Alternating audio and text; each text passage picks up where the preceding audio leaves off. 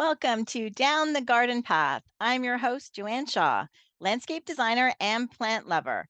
I enjoy discussing down to earth tips and advice to help you seasonally manage your garden and landscape. And I also aim to bring you interesting and relevant topics to educate you all about the landscaping and horticultural industry.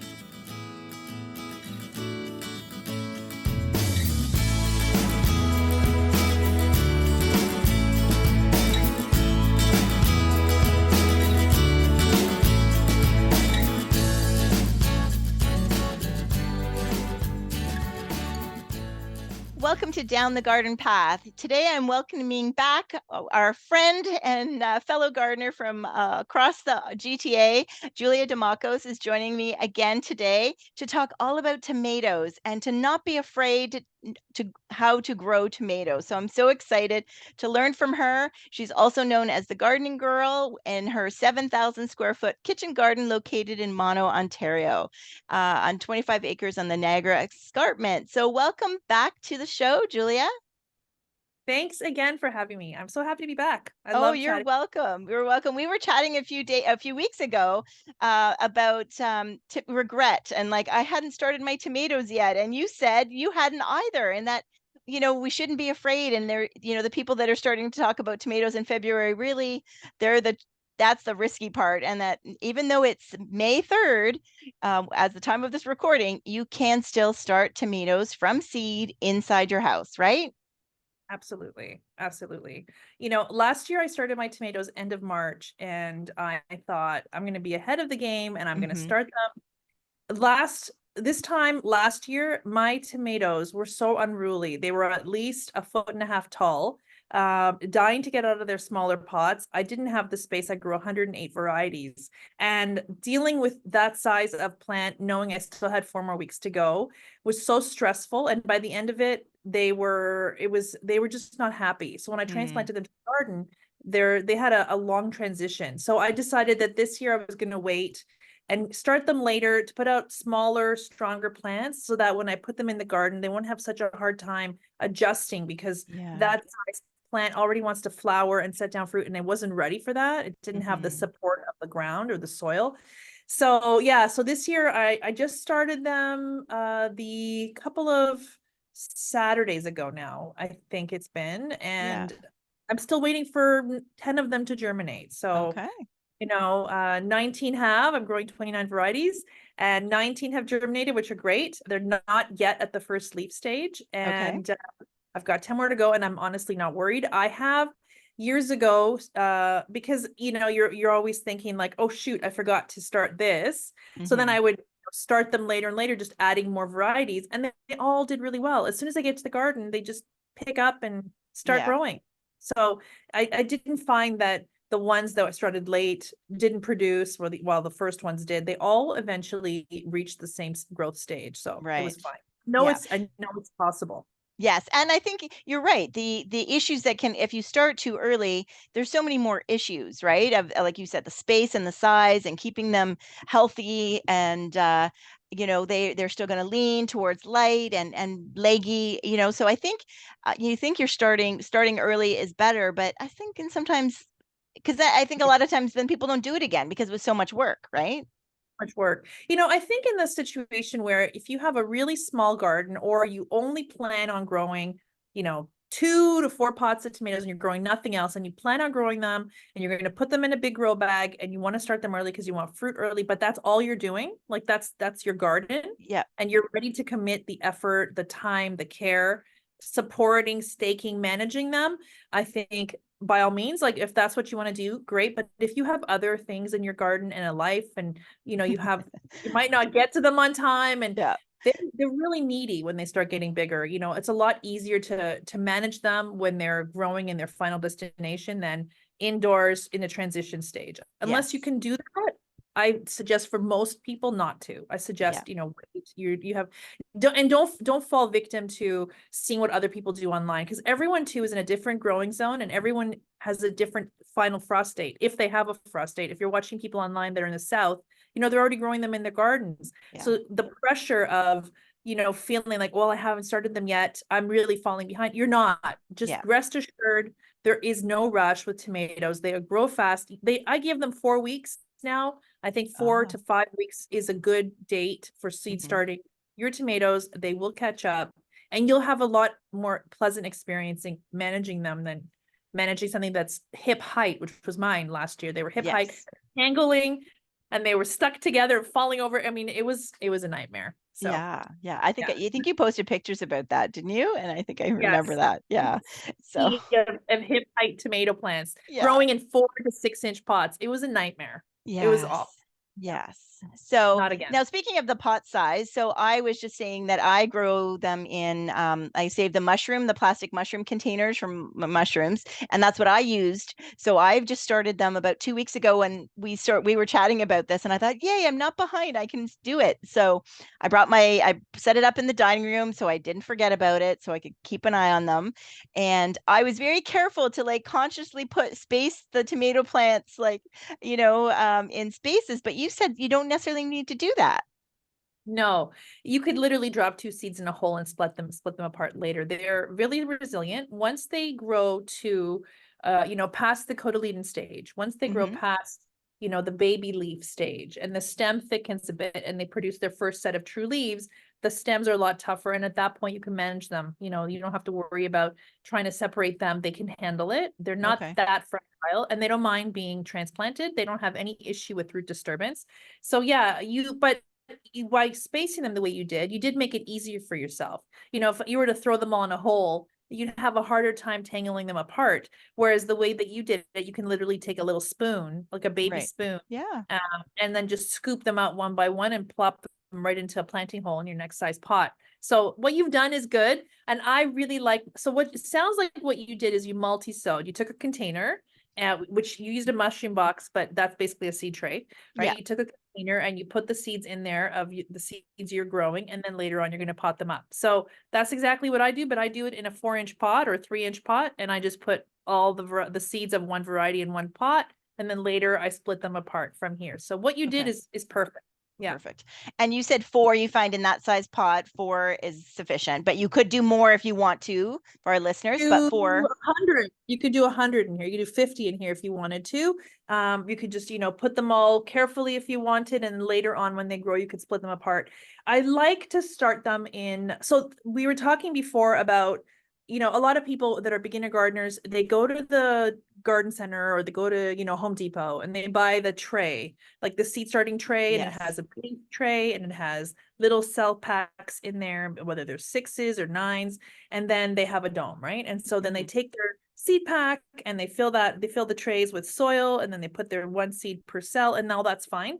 The problem is that seed germination is tricky. It's not a 100% guarantee. If you have fresh seeds, maybe the ones you saved yourself, those probably have the highest germination rate. And so, most likely if you put the seed in, the seed will germinate. But oftentimes when you buy seeds, you don't know what you're going to get. So if you fill your tray one per cell, you may not get every cell germinating a tomato plant.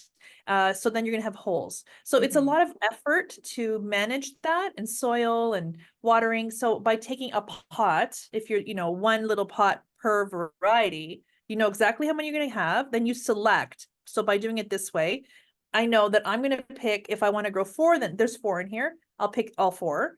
But if I want to pick like 2 of the best, then I would probably go for the 2 strongest seedlings in this pot, and then I would discard the rest Okay. or give them to someone.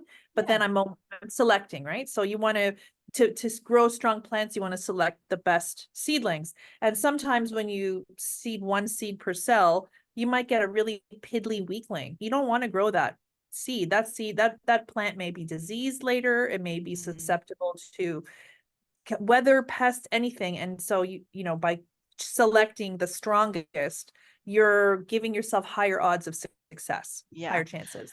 The one thing I find about those big seed trays is it's hard to keep the water even, like, evenly watering that. Like that's why I kind of like my little mushroom container, because I feel like I can evenly, make sure all 6 of mine, I did 6 in my little container, Nice. is watered enough. But when you're dealing with that big tray and you're trying to water, it's tricky. You do end up drowning some and drying out True. others, right? But I'll give you a tip. I'll give you Okay. a seedling watering tip. Okay. Never water your seedlings from the top. If Ah, you're growing in containers that have drainage holes, it's best to water from below. okay. So what I do is I have a tray, like a large plastic tray that I have about, half an inch of water in that I top into that. I top up. I add my liquid fertilizer if I'm going to do it. I put it right into that tray. It's all mixed. And then I set my little pots or little seed packs or what have you, Okay. cell packs into that, and they wick the moisture from below evenly.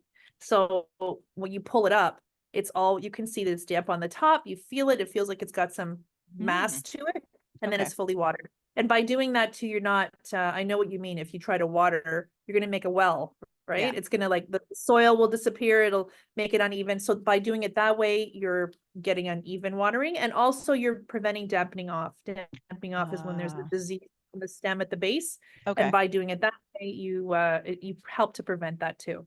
Okay. What's funny is that when I first did them, I did that. Because I put all my little mushroom, I did poke holes, even though they're mushroom containers, I did poke holes in them, and I put water in the tray. And then I don't know, but then I got a spray because I didn't want to do the well, so I got a spray bottle. So I've been spraying the soil, but it's like I almost forgot that I'm in a tray and I could just water from the bottom. So thank you for reminding And me of then that. too, like, you can get carpal tunnel just trying to Yeah. Oh, spray, exactly. spray. And how much water comes out of a spray? Like, you're not going to reach the bottom of those roots. Yeah. You're only going to water the top layer, and the bottom will all be dry. And then you'll have to water more often because it'll dry really fast. And plus, the roots are not going to learn to grow down. They're going to grow up because they're in search of that water. So you're better off watering from the bottom. You're also encouraging those roots to grow downwards in search of Down. it. Okay. Perfect. And Yeah, that goes not just for tomatoes, but other things. I'm growing a few everything. flowers. I'm growing those container zucchinis that you recommended a few years ago. Is Asante? Are they Yeah, yeah. Ask, Asia? yeah, Yeah. yeah. So they're doing great actually. So yeah, so I've got a tray. I limited myself to one big, the tray that I put all my containers on that I could manage. So, I Good. want our listeners to really know that at the beginning of May, you are not too late, Yep. especially because yes, you can wait a couple more weeks and get tomato plants from the grocery store, or from your local garden center, but you're going to get the basic tomato plants, right? There's not going to be a ton of variety, and that's okay if that's what you want. But the advantage of seeds is you can really get some unique varieties. Agreed. Absolutely. And I grow a lot of varieties too that come directly from breeders, from tomato Mm. breeders. So like this one here is called Tundra, and it's from a breeder out of Western Canada. Her name is Karen Olivier. Northern Gardener is her handle on Instagram. Oh, And okay. her tomatoes are probably the best tomatoes I've ever had in my life. They're just, Wow. she breeds the most delicious, succulent, perfect, beautiful tomatoes I've ever seen or tasted. She's known around the world, Karen Olivier. She is amazing. So you can, reach out to her, and you can order seeds from her, or you can buy her seeds from, seed companies that then sell them later. Right. Right. And but so that you'll never find her seeds in the garden center. You'll never find them in a seed packet, and you'll never find them on the shelf, as a seedling. Right. You're never You're gonna never find going to do those that. Yeah. varieties. I think I'll reach out to her to be a guest on the show. So I'll have to follow up as well. So that's good. Yeah, she's amazing. And the way she explains how she brings them, what she looks for. So it's very interesting. Oh, that's Yeah. good. So let's talk about next steps. So we've got our seedlings growing. You say to wait for the second leaf, the true leaf, before Yeah. so is that when you would then put one in that 4-inch pot, or would you put one in a 6-inch pot? Let's break it down Okay. like really basic So, for, okay. So you're not going to move them. So they're fine in here. Like, this is my pot. And let's say you had it in a cell tray. That's yeah. fine. If you prefer to use, like one of these things, you can. So Okay. that's fine. But I like this. I've actually, side note, a cell tray like this is a different plant. I put all varieties in one of these, and that was fine, in a Okay. tiny cell. Yeah. But before you would then remove it from there, it's easier to do so when they've started developing their first true leaf. So this is the cotyledon leaf, the baby leaf, and the stem is really delicate. So I could, if I wanted to, if you have gentle hands and you're very careful and you don't touch the stem, you can literally, separate them with a little spoon or little dibber or widger and set them into the next size pot carefully without touching any part, just by the root itself, and then pushing the soil around it. You can. But if you're not delicate and your hands are, fumbly, Mhm. I would suggest you can wait till the first true leaf starts to develop. And mine is just starting to show. But once it emerges, then you can split them up. And then the next size, you can go into a 4-inch pot, or you can go into a pot this size, which is about a 3-inch pot. Okay. You can definitely go to that size. I would not recommend moving it from this size, like this size tiny plant, into a 1 gallon, Right. because the reason why is because there's a lot of water and a lot of soil in that bigger size container.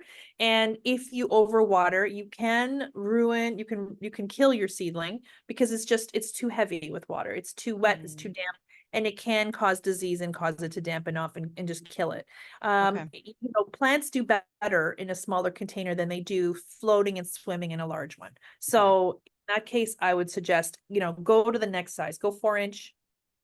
4-inch is perfect. And then Yeah. if you're started them early and they still have time, like they could be okay in a 4-inch pot till they need to go to the garden, because at this time of year, our final frost date here is towards the end of this month.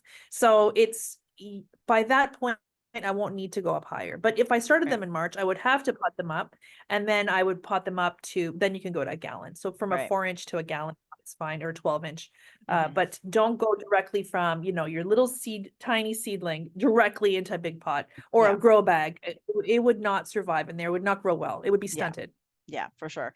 And when we go to the garden center in a couple of months or a couple of weeks, they tend to be in 4-inch pots, or even the cell packs, right? The 6 cell Yeah. packs. So so yes, they you shows you can do it the same at home.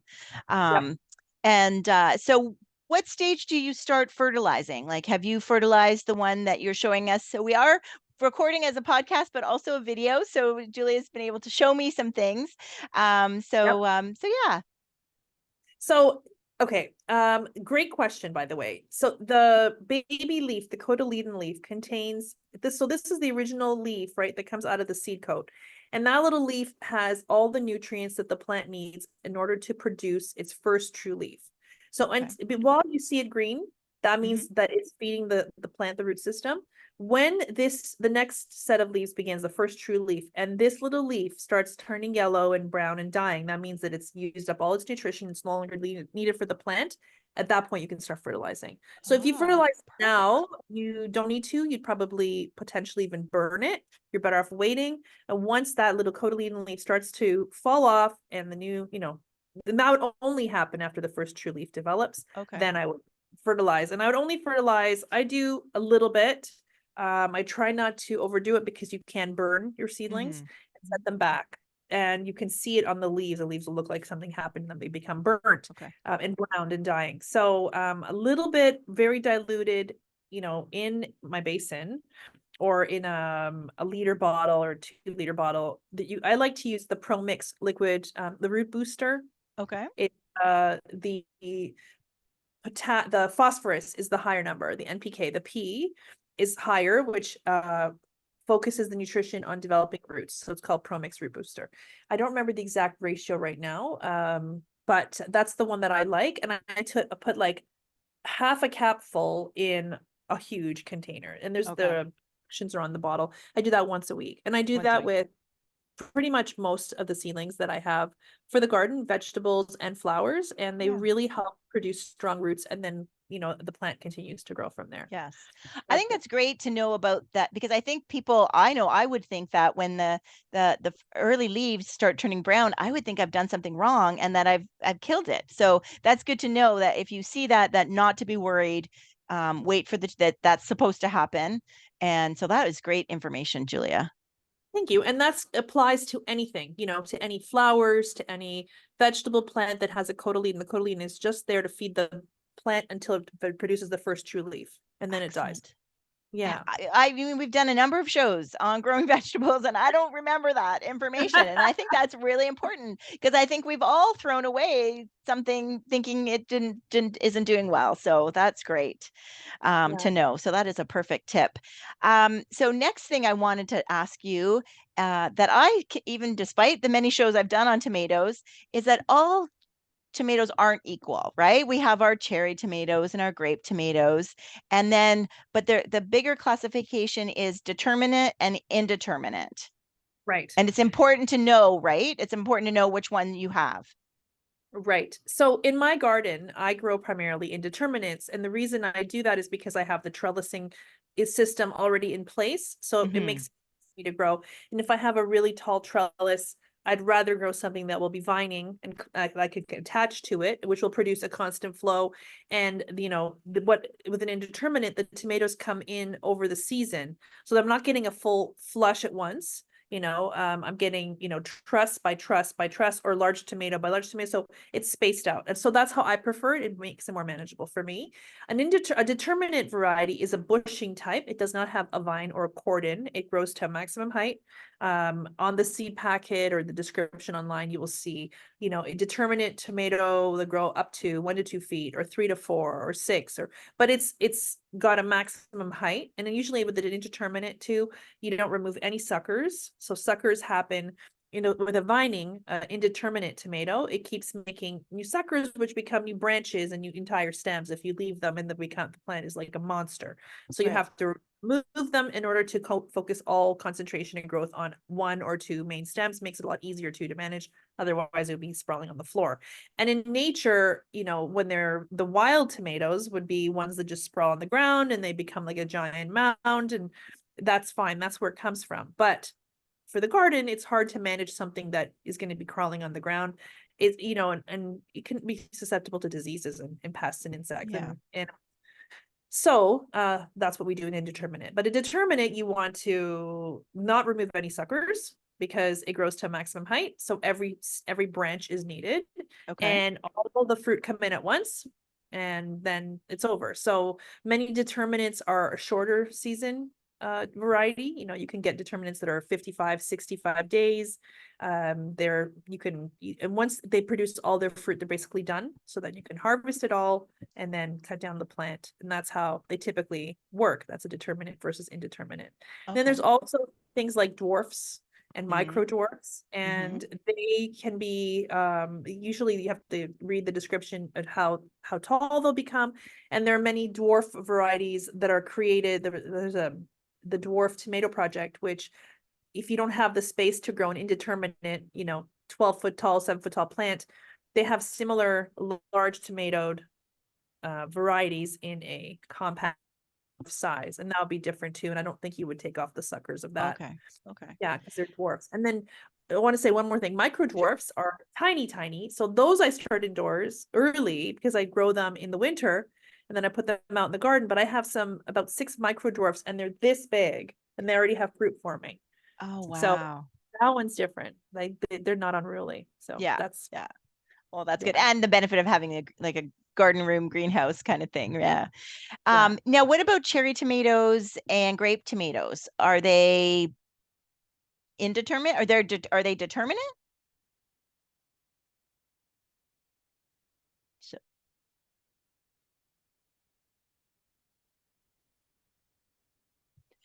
there Joanne? we go. Yeah, we're back. Okay. So my question was about grape tomatoes and cherry tomatoes. What was the question? Are they determinate or indeterminate, or could they be both? Like depending on the variety. You have to read the label. So you're growing yellow pear cherries, they're indeterminate, and they will require staking and also removing the suckers in order to keep them manageable.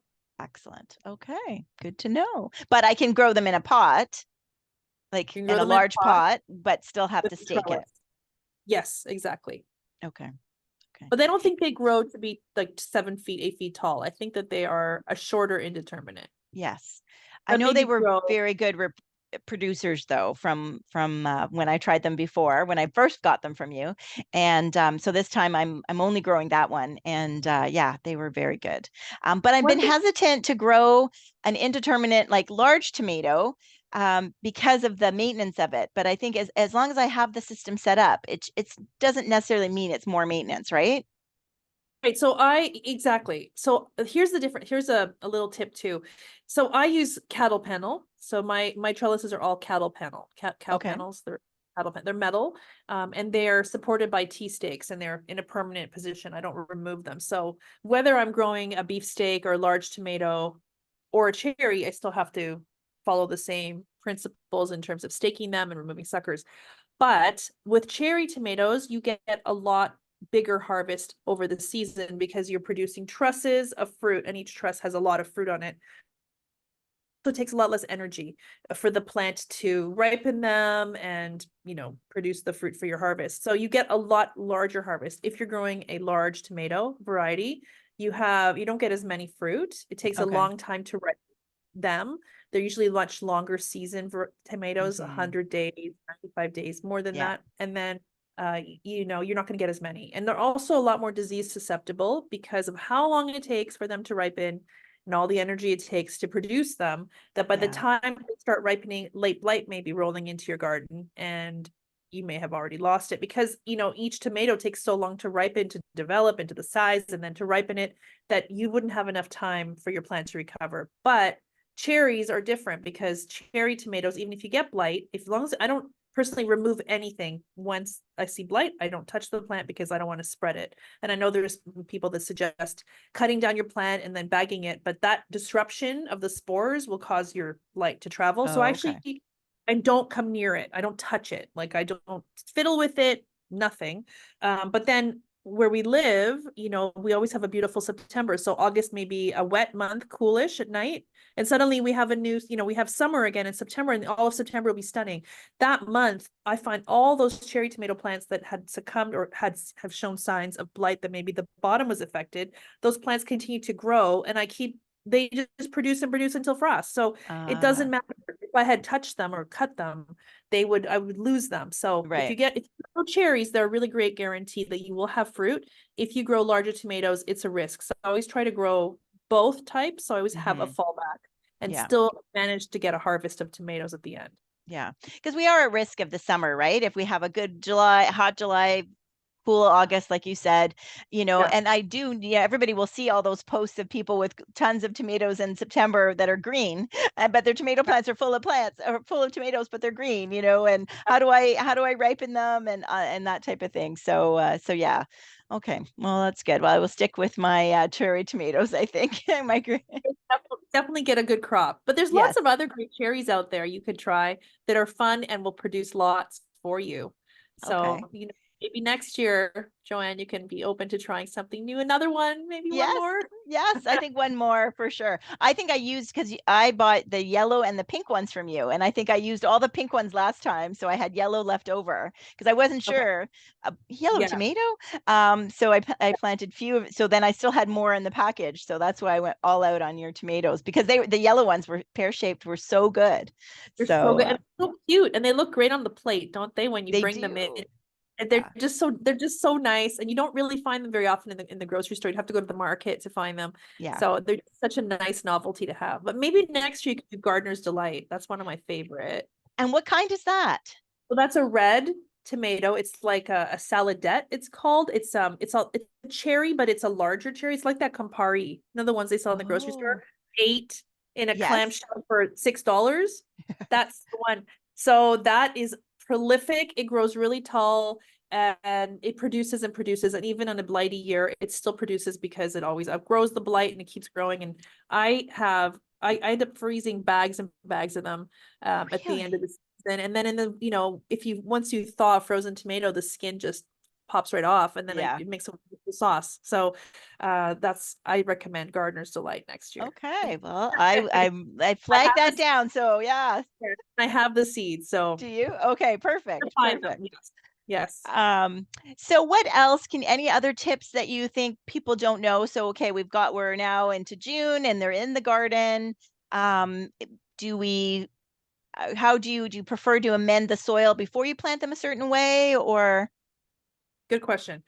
So first of all, wait till after the final frost date has passed, and I would give it a few extra days. Just watch that 2-week forecast. Do not rush planting them into the garden because a frost will kill them or stunt them if it didn't kill them. Mhm. Even if you cover them, you can cover them, but a cold will stunt them. So they're going to have a harder time recovering. You're better off just waiting and putting them into nice warm soil that has no risk of any kind of cooling. They're good up Okay. until about 10 degrees, and then lower than that, they can start getting stunted. So, that delayed growth does affect a short growing season.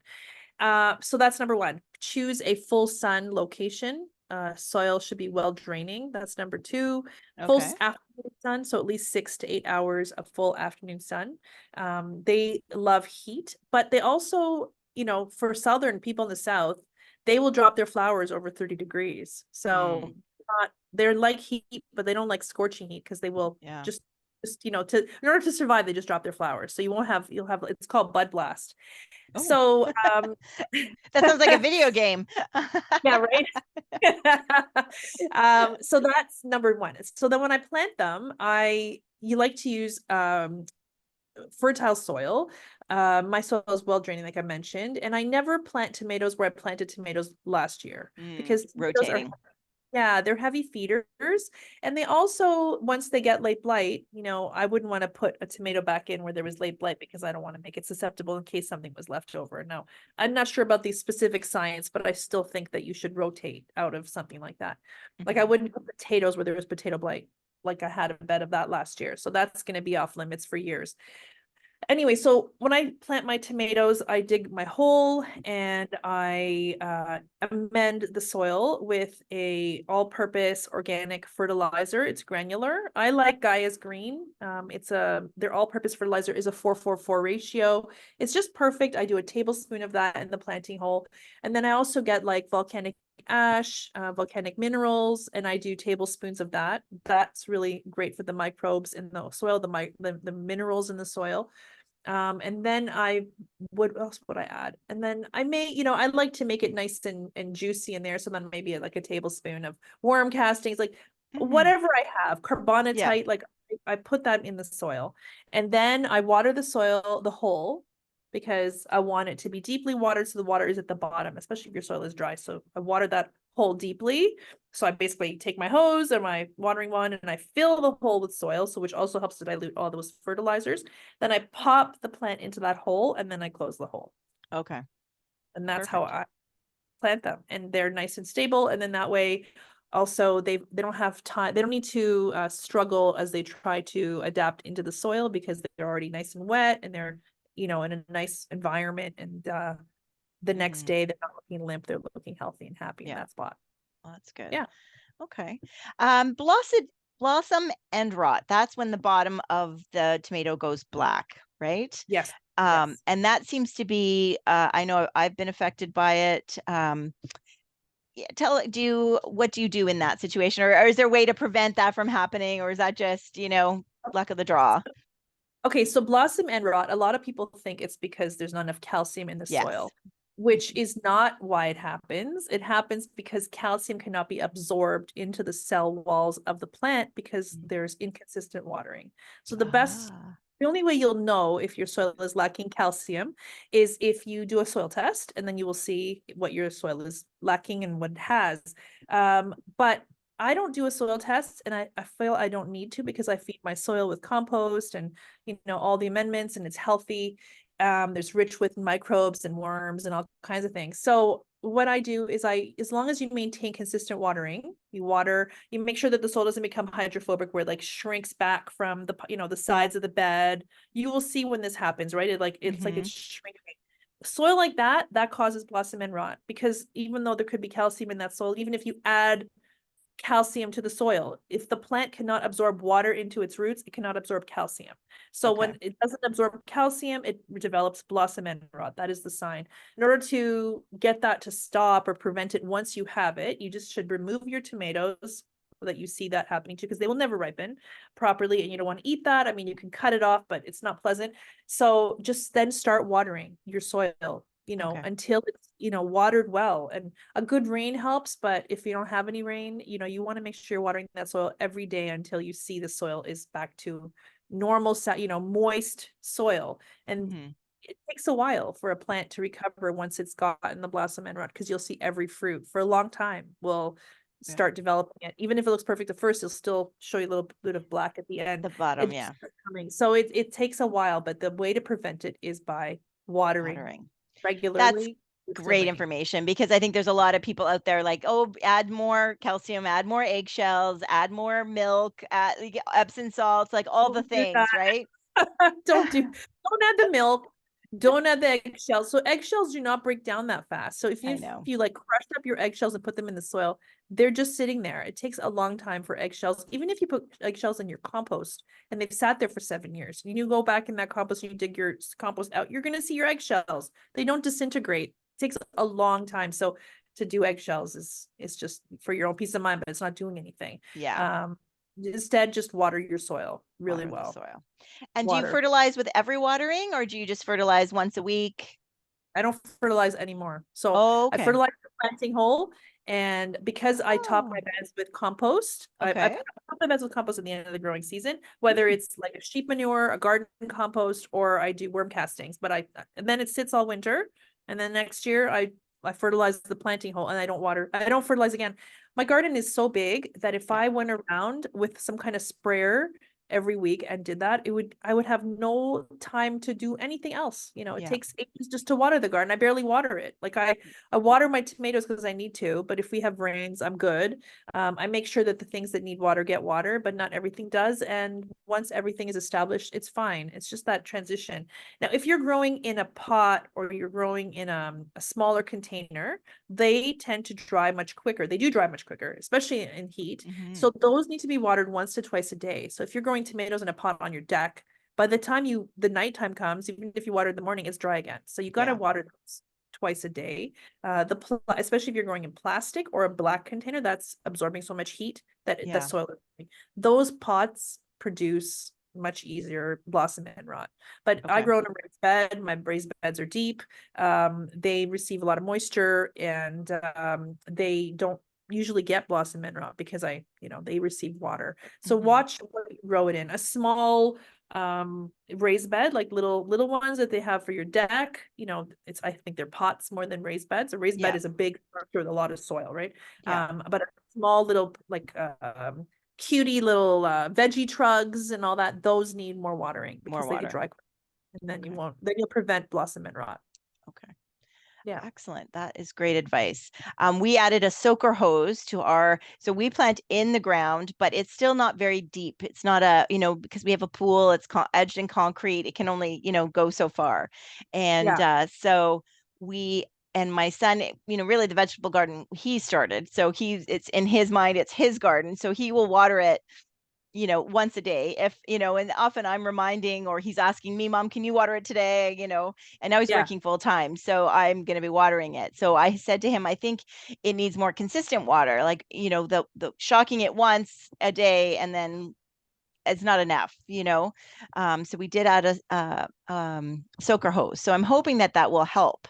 That will help. That 100% will help because if you shock the soil with water and you do a quick watering because you're busy and you don't know where that water is going. Is it rolling off the top and down the sides? Yeah. How much did you actually give? Is it just a tiny amount? So the best way to check is to put your finger into the soil to your second knuckle. And if you feel moisture everywhere, then you've watered enough. But if you do that and it's dust, it's Yeah. dry, then you didn't water enough. So Okay. it's got to be to water properly. Soaker hose is great, or like an irrigation line or something, Hmm. because it's a slow release, which Yeah. allows that soil to slowly absorb the water and reach a deeper level in the soil. A quick watering is not going to work. It's always got to be slow. So in my garden, because it's big, and if I stood there and waited forever, I'd never get done. What I do is I don't have irrigation because it's too big.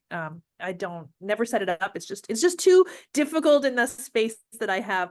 But what I do is I love my watering wand, and my watering wand has adjustments on it. So I set it on like a low type of, I guess, soaker type of level, Yeah. and I sit down on the bed and I just walk away and I work somewhere else, and then I move it over after 10 minutes. And so by doing it that way, I'm able to water deeply. Hmm. I'm also able to attend to any issues. I can keep an eye on my tomatoes. Maybe I'm going to be pruning off suckers, working, tying things up while I'm watering Yeah. and moving along. And I think that's how people should just take their Yeah. time With but that kind of thing. definitely. And soaker hoses, you can buy them at the dollar store now. They sell them Yeah. every inexpensive ones, right? Yeah. So if it's not, it doesn't have to be expensive. It's 7,000 square feet, it becomes complicated. But Yes. if you have a bed, it's not complicated. You Yeah. can easily do something. Exactly. And I think the benefit of that being a raised bed too, because ours isn't, when he does that fast watering, like how much of it is going into the neighbor's driveway behind us, that kind of Where's thing. the So channeling? Where is it like exactly. pooling somewhere else? You don't know where it's Yeah. going. That's Yeah. a good So idea. that's something for our listeners to really watch. Where does that water go? And even you could even test that out before you even put your plants in, right? Like give practice and kind of see, and is it getting deep? And what you said about your finger, I know because watering can be an issue even with ornamental plants that a lot of my customers grow. And especially when they've first gotten a garden, they're worried, right? About are they watering enough? And unfortunately, with ornamental plants, the sign of too much water is the same as the sign of not enough water, right? They look the Yeah. same. So I recommend getting a wooden spoon, either an old one from your kitchen or getting a new one from the dollar store, and using that as like just as a marker and test to see how deep is the water. And with Yeah. tomatoes, you don't have to go as far, but I think that's still a trick to add a wooden spoon to your gardening tools, and that's a good way to kind of keep an eye, whether it's a deep plant, whether it's a new tree that you've planted, or a tomato plant, or a zucchini plant that you've planted. It's a good way Yeah. of monitoring, like, did I do a thorough enough watering? And then Yeah. I'm not because if you put it through and you come up with a whole bunch of mud and a lot of wet, then you've watered too much, right? Yeah. Yeah. I think that if you start by filling the hole with water before putting the plant in, I think you give your plant a really good head start and you don't have to worry about watering so urgently the next Mm, day.